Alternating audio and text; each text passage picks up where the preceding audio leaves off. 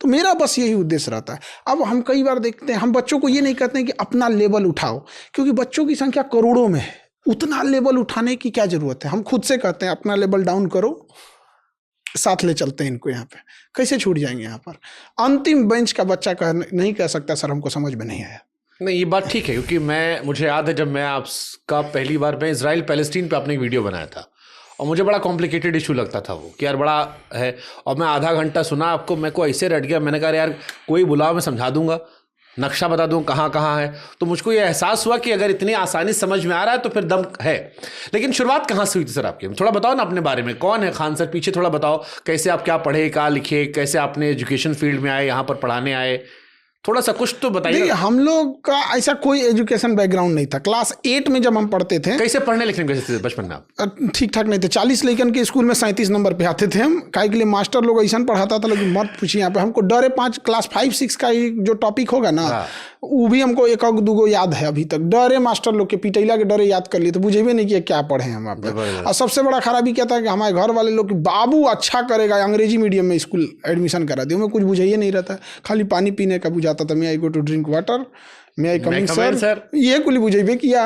अब समझ में नहीं, हाँ बस थोड़ा बहुत ये एटिकेट्स वगैरह था। तो क्लास जब 8 में हम लोग पढ़ते थे, तो हम लोग को ये था, 2-4 दोस्त थे तो कि भाई भोजपुरी में बोलते थे किंग एंड कमाई जाई, कौन काम कर लिए तो जल्दी धाए दे नौकरी लग जाई हमनी के। तो हम लोग को समझ में आया कि एगो डिप्लोमा बड़ी बढ़िया चीज़ होता है, 10 के बाद डिप्लोमा कर दीजिएगा, धाए दे नौकरी हो जाता है। तो हम लोग को नहीं पता था कि डिप्लोमा क्या होता है। हम लोग को लगता है कि कोई 1-8 महीना का कोई चीज़ होगा, एग्जाम निकाल देंगे, धाए से नौकरी लग जाएगा। तो ये दिमाग में बैठ गया था कि हम लोग को डिप्लोमा करना है। चुपे चुपे कहते थे सबको नहीं बताना है, हम लोग डिप्लोमा करके निकल देंगे, सब नहीं बताना है।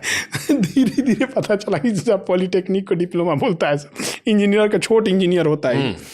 तो फिर पता चला कि ये डिप्लोमा बड़ी चर्चा अब बाद में पता चला कि अरे बाप हो बाप, तो इसमें भी पढ़ना है। तो फौज वाला सबसे अच्छा रास्ता होता है। तो एनडीए में सोचे तो लोग निकलेंगे, लोग यहाँ एनडीए में। तो उसके साथ जब नहीं हुआ तब क्या करेगा आदमी, कुछ नहीं कर सकता था। तो ये थोड़ा सा नहीं सिलेक्शन, जब आप छट जाते हैं तो थोड़ा सा डिप्रेस्ड हो जाते हैं। और जो एज होता है ना, उस एज में बड़ी दिक्कत होता है। तो हम लोग थोड़ा बहुत ये सीख लिए, वेल्डिंग जेसीबी, और 2-4 काम हम लोग प्लान बनाए थे कि भैया हम लोग ना एगो काम ना सीखल जाई, ये खरमास लगन मौसम में हो ना बेरोजगार हो जाइए, घर के बड़ा दिक्कत हो जाइए, 2-2 काम सीखल जाई। तो सब अपना अपना सीख गया। कोई हमारे साथ में था, वो कॉफ़ी बनाना सीखा कि देखा हमने कि ठंडी में कॉफ़ी बेचल जाए, तो जूस बेचिए गर्मी में। तो एक के दुकानिया रही। परिवार कैसा था आपका, मतलब मध्यम वर्गीय गरीब परिवार? बहुत, मतलब ज्वाइंट फैमिली थी, लेकिन एक कमरे में ज्वाइंट मैं भी कहीं सुन रहा, कोई एक वीडियो सुन रहा था मैं, ओशो भाई आए थे, वो कहे पहले ज्वाइंट फैमिली इसलिए थी कि लोग गरीब रहते थे, छोटा घर था, उसको बांटेंगे तो कुछ नहीं मिलेगा, इसलिए लोग ज्वाइंट थे। अभी पैसा कमाने लगे, सब सेटल हो गए अलग अलग। अभी दादा वाला घर बटा नहीं है, एक और कमरा है सबका परिवार। चाचा जी का एक कमरा, हम लोग का एक कमरा, एक कमरे में सब लोग यहाँ पे, कि मतलब सारे परिवार के। दिक्कत कब होता था पता है? त्योहार और कभी कोई की रिश्तेदार को रुक मत जाए, भैया आप दिन भर मिलो और चले जाओ, रुक गए तो बहुत कहाँ सोएंगे, कहाँ एक्स्ट्रा है। तो यही सब दिक्कत। ससुरा ऊपर सोएगा तो हम कहाँ सोएंगे। तो बड़ी हम ऐसे तो गांव में ऊपर एक तल्ला घरे होता है, मतलब ऊपर एक बार चौराहा हो जाता है, लगता है गोलंबर पे बैठल है हम। गांव का घर के छत पे गद्दा बिछाओ, बढ़िया सो जाओ। तो इसी सब में थे हम लोग। उसके बाद से धीरे धीरे फिर पठन पाठन में हम लोग नहीं थे यहाँ पे। तो मेरा एक मित्र था, हेमंत नाम था उसका, वो पढ़ाता था कहीं, तो हमसे सीनियर था। जब हम लोग एनडीए कर रहे थे तो सीडीएस कर रहा था। एनडीए इंटर पे होता है, सीडीएस ग्रेजुएशन पे होता है। तो जहाँ पढ़ाता तो इंग्लिश पढ़ाता था, तो अपना वो भी इंग्लिश बस इसीलिए पढ़ाता था कि मतलब कुछ रहने खाने का पैसा निकल सके स्टूडेंट लाइफ में। तो वो जहाँ पढ़ाता था वहाँ पर जीएस का टीचर भाग गया।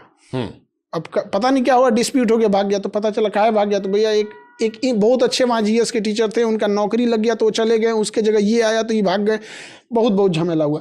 तो वही हमको कहा कि भाई चलना, तनी मनी पढ़ा दोगे तो हो जाएगा। तो गए वहाँ पे, तो 6 गो लड़के बचल थे सब, क्योंकि हर 2 दिन पे एक टीचर आता था वहाँ, भाग गए और बच्चे सब उसको भगा देते थे। तो अच्छी खासी थी, वो 6 बचे थे सब वहाँ पे। तो फिर उसी में धीरे धीरे पढ़ाने गए। तो पहले दिन पढ़ाने गए तो 6 बच्चे से मजाक बनाने लगे।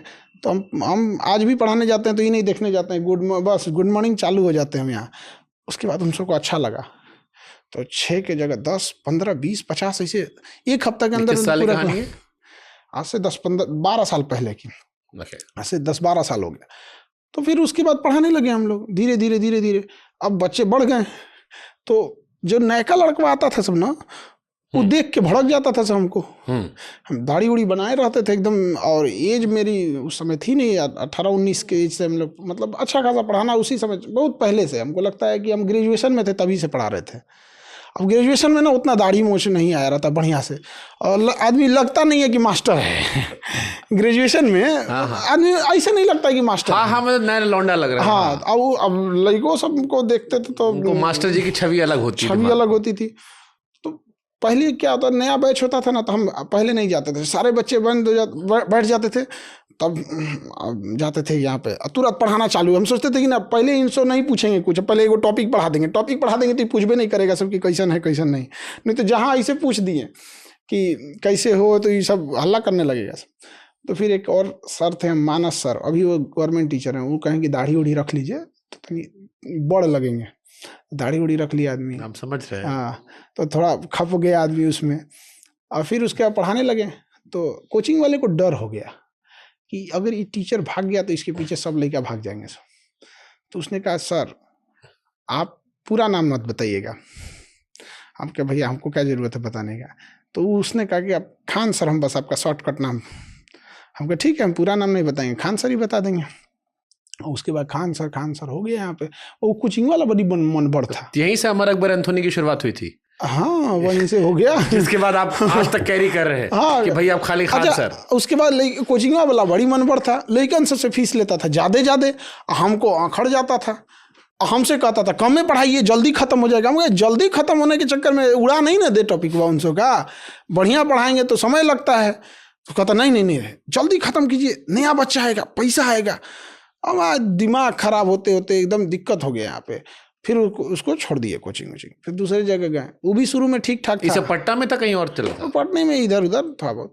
तो फिर वहाँ से भी शुरू में कुछ बच्चे लोग ईमानदारी का बोलते थे कि हम फीस कम लेंगे, ये करेंगे। फिर जब बचवा भर जाते थे सब, वो भी वही नौटंकी कर देता था।